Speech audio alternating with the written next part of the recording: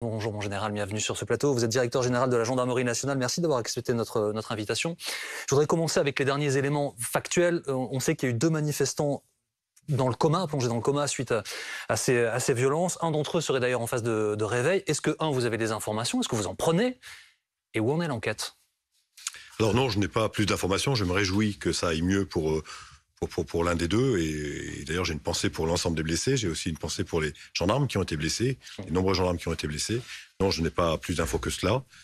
Par ailleurs, l'enquête, le procureur a confié l'enquête à l'inspection générale de la gendarmerie nationale suite à des plaintes qui ont été déposées pour savoir ce qui s'est réellement passé. Donc l'enquête commence. Et il faudra sans doute quelques semaines pour que l'enquête avance. Mais non, donc je n'ai pas d'éléments sur l'enquête et je n'en aurai pas jusqu'à la fin.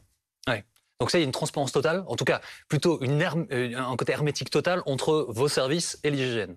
En fait, l'IGGN travaille sous la direction du procureur de la République. Et c'est au procureur que l'IGGN rend compte, que les enquêteurs rendent compte. Ils ne me rendent pas compte à moi. Donc moi, je suis comme tout le monde. Je découvrirai les résultats de l'enquête quand le procureur communiquera sur les résultats sur ce que les enquêteurs lui auront donné.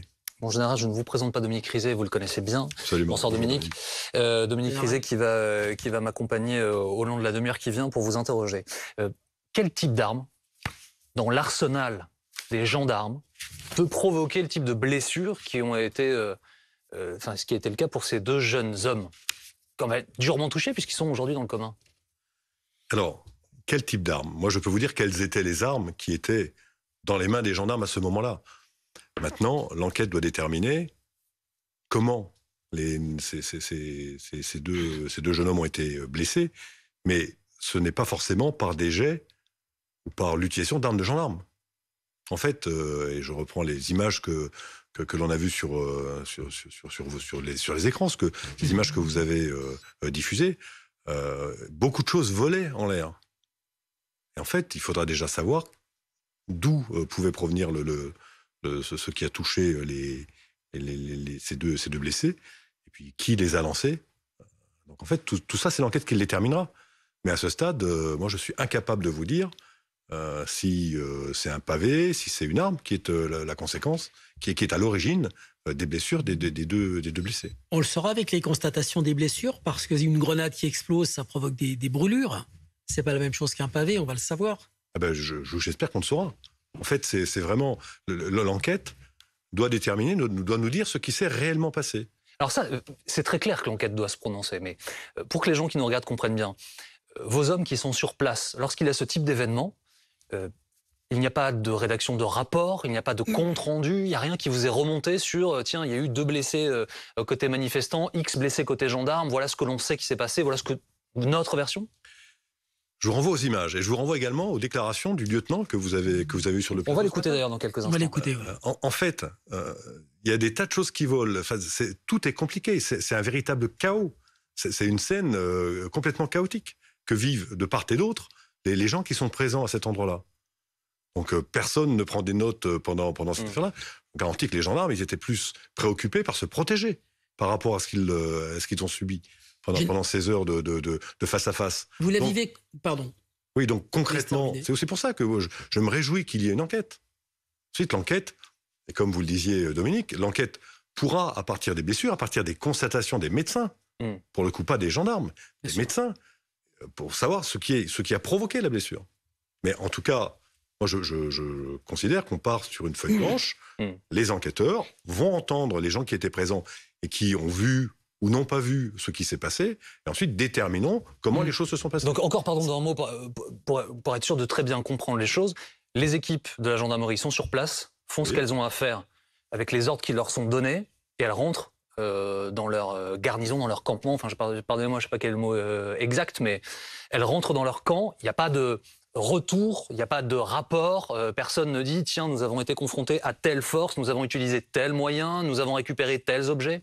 Alors si, bien sûr qu'il y aura un rétex, un retour d'expérience avec des rapports qui sont rédigés. Mais pour autant, dès lors qu'il y a une enquête judiciaire, les éléments que les gendarmes auront vus seront versés à la procédure. D'accord. Après, donc ils sont en votre possession aujourd'hui, ces éléments? Alors, non, tout ne m'est pas encore remonté, parce qu'il faut aussi le temps de les produire. J'ajoute que parmi les gendarmes, il y a aussi des médecins. Ouais. Il y a un médecin de la gendarmerie qui a rendu rétex rapide, puisqu'il a porté secours à certaines des personnes qui étaient présentes. Et possiblement sur l'un des 2 blessés. Alors, ça correspond au récit que nous a fait donc ce gendarme qui était, vous l'avez dit vous-même, sur l'antenne de BFM TV ces dernières heures. Je vous propose d'écouter un extrait de ce témoignage. Sur le moment, oui. On a cru que c'était une zone de guerre. En tout cas, eux, ils venaient pour faire la guerre. Je me souviens quand ils sont arrivés, on a été au contact très proche avec eux. Ils étaient extrêmement bien équipés.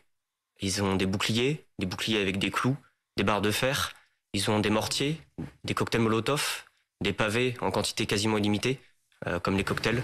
Ça a été un vrai déluge de feu et de pierres. Je me souviens très bien m'être dit à un moment, quand on était vraiment en face d'eux, les yeux dans les yeux, je me suis dit, mais en fait, ils veulent nous tuer.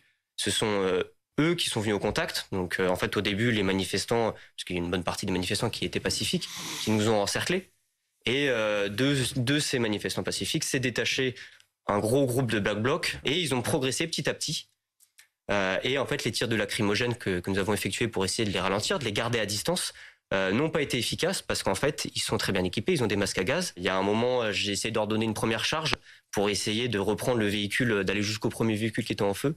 La charge ne marche pas parce qu'on se prend trop de cocktails Molotov, trop de pavés, trop de parpaings et de mortiers. Ce que j'ai vu par contre, c'est après l'affrontement, j'ai vu le médecin militaire qui était derrière nous, qui avait pris aussi en charge nos blessés, aller vers les manifestants.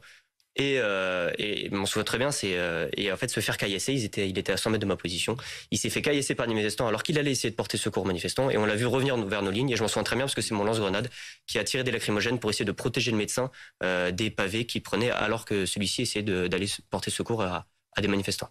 Est-ce que c'est à cet épisode que vous faisiez référence à l'instant, un de vos médecins, dites-vous, qui est allé porter secours aux manifestants? Oui, complètement. Ce lieutenant est engagé avec son peloton à l'endroit où ça a été le plus compliqué. C'est à l'endroit où les véhicules brûlent. Il a été au contact tout le temps. Vos véhicules brûlent? Nos véhicules sont bien, oui. On a 4 véhicules de la gendarmerie qui ont brûlé. Lui est au contact. Ce sont même ses véhicules qui ont brûlé. Lui est vraiment au contact. Et je veux vraiment saluer le courage, parce que il évoque on n'a pas peur, mais après on se dit que dimanche j'y étais à Sainte-Soline. J'ai passé la soirée avec les gendarmes, avec les pompiers et les policiers qui étaient présents. Mais beaucoup se sont vus mourir. Il a 25 ans. Hein. Il a 25 Absolument. ans. Pardon, Dominique, pour répondre à la question. Il est vraiment au cœur, à l'endroit où les choses les plus graves et dangereuses se sont passées. Le plus violent, oui. Et ça m'a rappelé le mois d'octobre, parce que c'est pas une première. On a eu plusieurs manifestations, et celle d'octobre, on a 60 gendarmes qui sont blessés. Où j'ai vu une jeune gendarme, elle a 22 ans, je la vois, pareil, je passe la soirée avec les gendarmes, elle est crevée, elle est fatiguée, et je lui dis, ça va? Elle me dit, c'est la première fois que je fais du maintien de l'ordre, c'était dur, mais ça va. Est-ce que ça veut dire que vous mettez un terme là ce soir à la polémique qui dit que les médecins militaires, donc les médecins des gendarmes, ne peuvent que soigner les gendarmes et ont refusé de soigner des manifestants? Absolument. Mais donc vous nous dites que c'est archi faux. Un médecin militaire, il est médecin. Et un médecin ne refusera pas de soigner quelqu'un, quel qu'il soit. Et là, sur l'un des 2 blessés dont on parlait, on a un médecin de la gendarmerie qui porte les premiers secours. Il suffit de reprendre le témoignage du patron du SAMU qui le précise très clairement. Mais entendre qu'un médecin choisirait les gens qu'il soigne, mais c'est une insulte au serment d'Hippocrate et aux médecins. Et je l'ai vu, ce médecin, dimanche soir. Je vous garantis que lui, il ne laissera pas un blessé comme ça. C'est le propre même des médecins d'une manière générale, et les nôtres en particulier. Samedi, comment vous l'avez vécu, cette manifestation? Je veux dire, vous étiez où? Est-ce qu'il y avait qui autour de vous? J'imagine le ministre de l'Intérieur. Est-ce que vous étiez à Beauvau? Qu'est-ce qui vous revenait? Quels sons aviez-vous? Sûrement des sons qu'on n'avait pas, nous. Quelle connexion avec les hommes sur le terrain, comme le lieutenant qu'on a vu tout de suite, Martin? Comment ça se passait? Et qu'est-ce que vous vous êtes dit en voyant ça? Alors, samedi, vous vous êtes dit, je vais m'en faire tuer un, ils vont m'en tuer un, quoi? Alors samedi, je suis à Beauvau, dans la salle de crise qui se trouve à l'endroit où j'ai mes bureaux. On a des images on a des caméras fixes qui sont placées aux endroits, enfin sur les endroits du réservoir de substitution, et qui filment ce qui se passe. Donc des caméras qui sont posées au bout d'un mât et qui filment tout cela. Prépositionnées. qui sont prépositionnés, bien sûr, parce que l'idée est quand même d'avoir beaucoup d'images pour voir ce qu'il se passe. Donc ça veut dire que vous saviez qu'il y aurait des affrontements violents? Absolument. On a en tête ce qui s'est passé au mois d'octobre, on a en tête tous les blessés du mois d'octobre, et on sait que ça va être violent. Et quand on voit arriver les Black Blocs, on voit les 3 convois, baptisés différemment selon le niveau de dangerosité. C'est pas moi qui parle du convoi vénère. On voit des gens qui sont équipés, c'est exactement ce que le lieutenant traduit, qui sont équipés pour aller au combat. Quand on voit des gens avec des haches, quand on voit les cocktails Molotov volés, là aussi, les images, vous les avez diffusées. Est-ce que c'est de l'écoterrorisme, ça, en général? Je peux vous dire que ça pourrait pénalement, sans doute, être qualifié de tentative d'homicide ou de... Et quand je vois, pour répondre à la question que vous posiez, Dominique, oui, moi je crains qu'on ne perde des gendarmes. Je vois... Ces images, elles vont servir la justice? Elles sont versées à l'enquête, bien évidemment. Et c'est des images que personne n'a vues, évidemment, ce que vous aviez... Il y a des images que personne n'a vues. Bon, certaines ont été vues, parce qu'on a quand même vu beaucoup d'images, mais moi j'ai encore en tête un gendarme qui commence à prendre feu. Alors les tenues unifugées ont fait que ça s'est pas propagé et ses camarades l'ont aidé tout de suite. Vous vous souvenez de phrases que le ministre a dit, que vous avez dites, qui ont été prononcées dans cette salle de commandement, des mots? Bon, j'ai pas en tête les mots parce que depuis, malheureusement, on a eu un drame en Guyane et je suis allé à Cayenne lundi. Hier, j'ai vu des gendarmes qui ont été brûlés à Vichy il y a 12 jours. Donc, c'est un peu une succession de choses un peu compliquées pour mes personnels qui sont en première ligne tout le temps. Mais en tout cas, ce que je peux vous dire, c'est que tout le monde partageait ce choc des images en voyant les choses telles qu'elles se déroulaient. Je voudrais revenir un instant sur la polémique liée au secours. Nous allons écouter donc un document rendu public par nos consoeurs et confrères du Monde, de la Ligue des droits de l'homme, sur la capacité des secours à intervenir ou pas sur ce site de Sainte-Soline. Écoutez. Oui, salut, bonjour. Oui, bonjour. J'ai tout à l'heure au téléphone? Oui. Ouais, super. Vous en êtes où là de la plus grosse urgence absolue de ce que j'ai comme impression moi de loin? Alors déjà le problème c'est que vous n'êtes pas sur place, donc c'est un peu compliqué. Ouais, mais en fait On a eu un médecin sur place et on lui a expliqué la situation, c'est qu'on n'enverra pas d'hélico ou de moyens sûrs sur place parce qu'on a ordonnement envoyé par les forces de l'ordre. Le problème c'est que c'est à l'appréciation des forces de l'ordre et qu'on est sous un commandement qui n'est pas nous. Et donc pour l'instant on a ordre de rassembler les victimes au niveau de l'église de Sainte-Soline. C'est ce qui est en train d'être fait. Et la LDH nous dit qu'il y a des médecins militaires qui viennent d'arriver sur place. Est-ce que vous avez cette information vous aussi ou pas? Les médecins militaires ils sont là pour les forces de l'ordre. Ah, ils sont là pour les forces de l'ordre, ok. Vous avez interdiction d'intervenir, vous confirmez que vous avez interdiction d'intervenir, alors vous avez... On n'a pas l'autorisation d'envoyer des secours sur place parce que vous êtes considéré comme étant dangereux sur place. Où se situe la vérité alors, mon général? Parce que vous nous avez dit tout à l'heure, un médecin soigne n'importe qui, un médecin militaire soigne tout le monde. Cette opératrice dit « Nous avons ordre de ne pas envoyer de secours, de véhicules de secours. Nous avons un médecin militaire sur place, il ne soigne que des militaires. » Écoutez, bon, d'une part, c'est le fait qu'un médecin militaire ne soigne que les militaires, c'est totalement faux. C'est totalement faux. J'imagine même pas qu'on puisse le dire. Ensuite, moi, je renvoie à ce qui a été dit par le patron du SAMU. Il a dit les choses clairement. En clair, il y a des moments où, d'une manière générale, on a du mal à engager des secours. Regardez les pompiers qui se font caillasser quand ils interviennent sur des incendies dans certains quartiers et on passe des conventions pour les escorter. C'est-à-dire qu'on n'a pas le droit de caillasser des pompiers. On a quand même caillassé le médecin de la gendarmerie. Hein, Et pour être clair, mon général, d'où viennent les ordres et quels sont ces ordres? Est-ce que quelqu'un dans cette salle de commandement à Beauvau dit « Vous n'envoyez pas de véhicules de secours sur place parce que c'est trop dangereux, parce qu'on ne souhaite pas ». Mais bien sûr que non. Alors qui prend la décision? Mais en fait, les secours sont organisés à partir du PC qui est monté sur place. Mais là, on a une discussion entre deux personnes qui ne sont pas sur place. Je vous renvoie à ce qu'a écrit le patron du SAMU. Il explique clairement comment les choses se passent. Donc cette opératrice comment les choses devraient se passer. Dit une contre-vérité. Elle dit une contre-vérité. Mais je vais aller plus loin. En réalité, une manifestation, quand elle est organisée, les organisateurs voient avec la préfecture comment on organise, notamment, en cas de cas grave, comment on organise l'évacuation des blessés. Là, la manifestation est interdite. On est sur une manifestation illégale. Pour autant, la préfète des Deux-Sèvres, à plusieurs reprises, prend des contacts avec les organisateurs pour leur demander, pour organiser quelque chose si la manif a lieu. Au mois d'octobre, on a eu la même chose, avec des blessés. Pas de réponse. Avant la manifestation, les gendarmes vont en contact pour essayer de voir comment organiser les choses, notamment si les choses se passent mal. Pas de réponse. Il y a C'est-à-dire des directives. pardonnez-moi pour comprendre, des gendarmes, c'est une sorte de délégation, c'est ça? Des gendarmes qui vont sur place voir les organisateurs? C'est le schéma national du maintien de l'ordre qui a instauré des équipes de concertation entre les gendarmes et les organisateurs pour faire en sorte que les manifestations se passent le mieux possible. Bien qu'elle ait été interdite et parce qu'on se doute que de toute façon on va avoir du monde, il y a un contact pour justement essayer de faire en sorte de limiter les effets. Pas de retour. Pardon, mais c'est important. Les organisateurs sont censés organiser. Donc en réalité, il n'y a rien eu d'organisé du tout sur ce sujet-là. Donc tout le monde se renvoie la balle, en fait, ce que vous me dites. Et je vais aller plus loin. C'est qu'il y a un flyer qui a été diffusé pour expliquer que s'il y avait des blessés, il fallait s'automédiquer ou utiliser les médics locaux et après consulter dans des hôpitaux les plus éloignés possibles en étant flou sur les circonstances.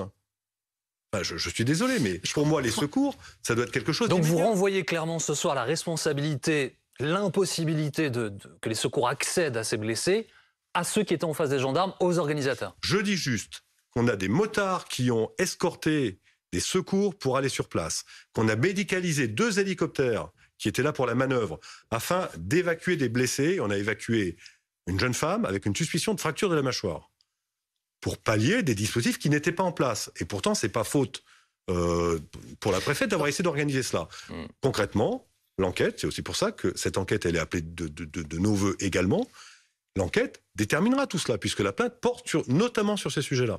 Vous savez, juste un mot, pardon Dominique, mais la défenseur des droits s'est saisie de cette affaire. Vous savez que, en plus de l'enquête de l'IGGN, donc il y a une suspicion quelque part d'un mal fonctionnement. Le mot est à minima dans cette affaire. À votre connaissance, de votre côté, il n'y a pas de problème pour l'instant. Jusqu'à plus informé. Enfin, en fait, on est présumé innocent, sauf quand on est gendarme, en fait.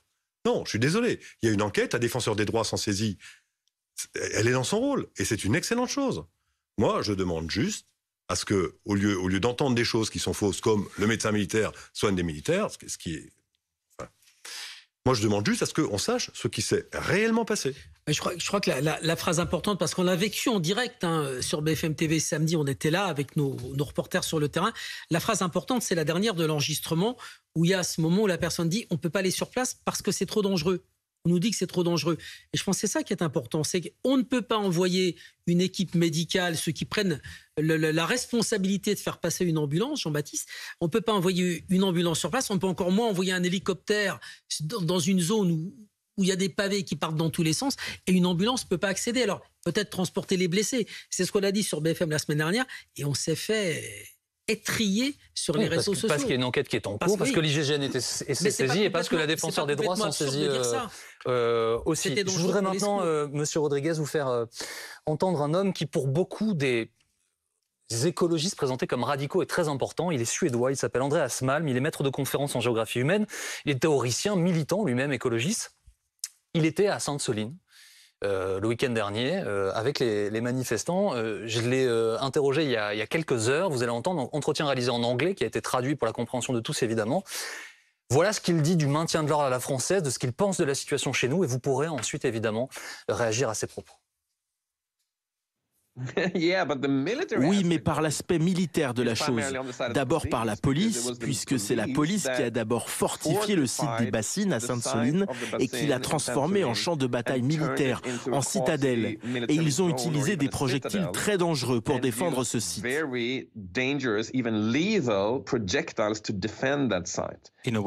Dans un sens, vous êtes donc d'accord avec le président Macron qui a dit de certains manifestants qu'ils venaient faire la guerre.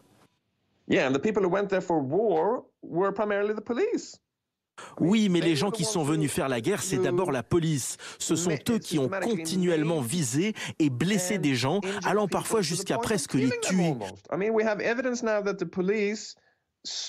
Nous avons maintenant des preuves que la police a empêché des médecins de soigner et de sauver des manifestants grièvement blessés. Et c'est pour ça que 2 personnes ont fini à se battre pour leur vie à l'hôpital. Donc oui, il y a eu de la violence létale utilisée par la police à Sainte-Soline. Mais quand vous voyez des manifestants avec des haches dans la main, quel est le but? Eh bien, c'est très clair, le fait d'avoir une hache dans la main, c'est pour saboter des installations. Les soulèvements de la terre et d'autres organisations sur le front à Sainte-Soline voulaient atteindre le côté du réservoir de la bassine de Sainte-Soline et le démonter. C'était ça l'objectif.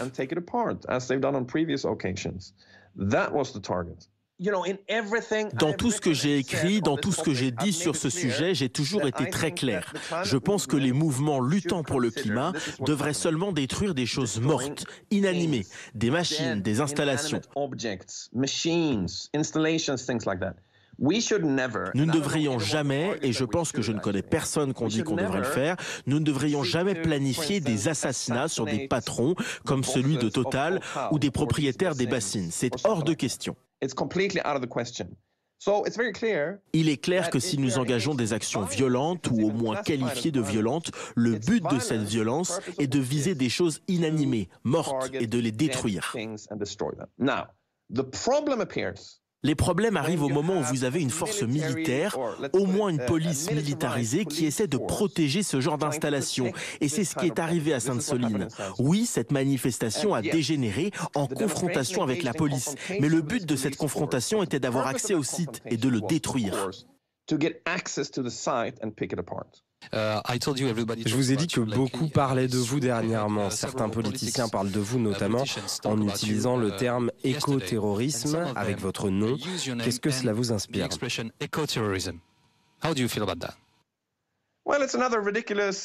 C'est une expression ridicule.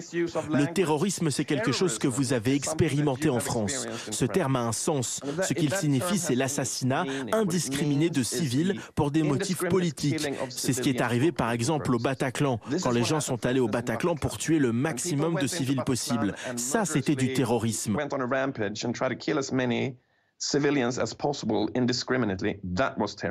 Je n'appelle à rien de similaire à ça. Je ne connais personne autour de moi qui appelle à la même chose.